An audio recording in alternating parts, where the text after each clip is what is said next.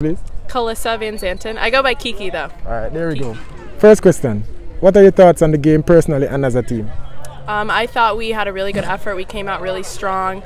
I think we made it really hard for the other team to create offensive chances. I was really proud of the team's performance. I thought we worked super hard.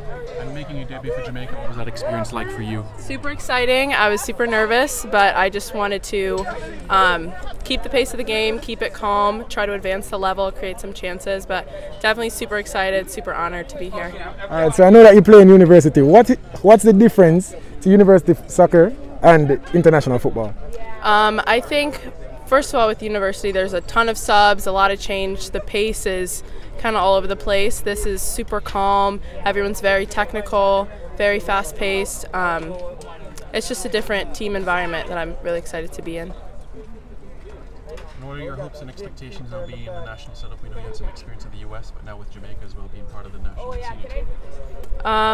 I think I just hope to improve. I hope to represent the flag proudly. I'm really just excited to be here. All right, final question. What was the connection to Jamaica?